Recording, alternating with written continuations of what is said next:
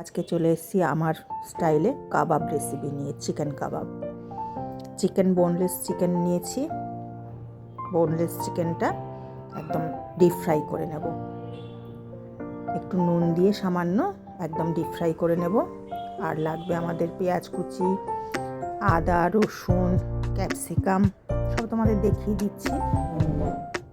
আর আগে বিরিয়ানির রেসিপিটা যারা দেখেছো, যে বিরিয়ানি মশলাটা আমি তৈরি করেছিলাম, তোমরা সবাই জানো, সেই মশলাটা এর মধ্যে অ্যাড হবে।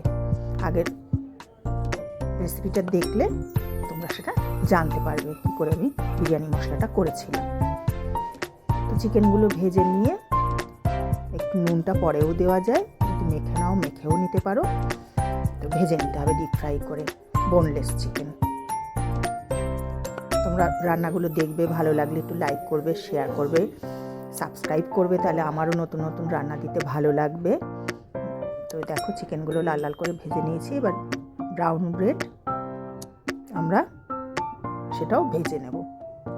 আর যার যার যেরকম পছন্দ সেরকম কাঁচা লঙ্কা দেবে। দেখো, ক্যাপসিকাম, পেঁয়াজ, আদা, রসুন, চিকেন আর এই ব্রাউন ব্রেডটা 2 পিস আমি ভেজে নেব। এবার সবগুলোকে একসাথে মিক্সিতে ব্লেন্ড করে নেব, একটা ডিম তার সাথে।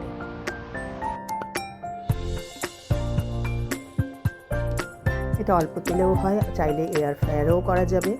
একটু অয়েল স্প্রে করে দিয়ে এয়ার ফ্রায়ারও করা যাবে। এই সবটা দিয়ে আমি মিক্সিতে ব্লেন্ড করে নেব। এবার আন্দাজ মতো নুন, একটু কর্নফ্লাওয়ার 1 চামচ ব্লেন্ড করে নিয়ে চলে এসেছি। 1 চামচ ছাতু দিয়ে ওটাকে মেখে হাতে একটু জল নিয়ে, একটু কাশ্মীরি লঙ্কার গুঁড়ো, একটু হলুদ গুঁড়ো আর এই বিরিয়ানির মশলাটা 1 চামচ দিয়ে হাতে একটু জল নিয়ে ছোট ছোট কাবাবের আকারে আমি গড়ে নেব। চাইলে একটু ধনে পাতাও দেওয়া যেতে পারে, ধনে পাতাটা আমি দেইনি, তোমরা চাইলে দিতে পারো। এবার করে নিয়ে দেখো, এবার ওটস তো সবার ঘরেই থাকে, এটাকে ওটস দিয়ে আমি করে নেব। ওটস দিয়ে মেখে তারপর কাবাবগুলো আমি করব। ব্রেড ক্রাম্বও তোমরা দিতে পারো, তো আমি সেটা দেইনি। এখন ওটস তো সবার ঘরেই থাকে, ওটস দিয়ে দেখো এটা হেলদিও হবে আর অল্প তেলে এটা ভাজা হবে।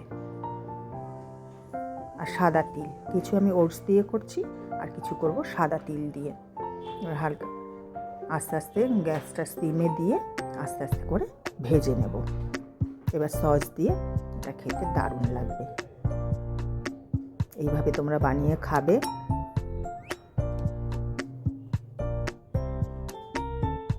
সন্ধেবেলা দিব্যি এটা ভালোই লাগবে খেতে সসের সঙ্গে। সসটা যার যার পছন্দ মতো তোমরা নিয়ে নেবে। কেউ টমেটো সস, কেউ চিলি, তার সাথে সস একটু মিশিয়ে নিলে দারুণ জমে যাবে। আর এই ঠান্ডায় খুব ভালো লাগবে।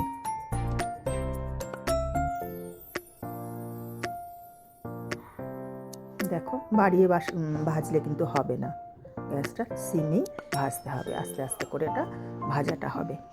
আর তোমরা এই ওটস, সাদা তিল যদি নাও দাও, এমনিও তোমরা ভাজতে পারো।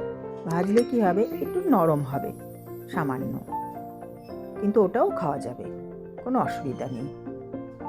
আর এয়ার ফ্রায়ারে করে নিলে একটু তেল স্প্রে করে দিয়ে দেখে দেখে 2 মিনিট করে দিয়ে 5 মিনিট 2 মিনিট দিয়ে দেখে নিয়ে নামিয়ে নেবে, সেইভাবেও হয়ে যাবে। অবশ্যই বানিয়ে তোমরা খাবে আর খেয়ে বলবে কেমন হলো। কেমন, আজকের মতো টাটা, সবাই ভালো থাকবে। আর শীতে অবশ্যই বানিয়ে খাবে এটা।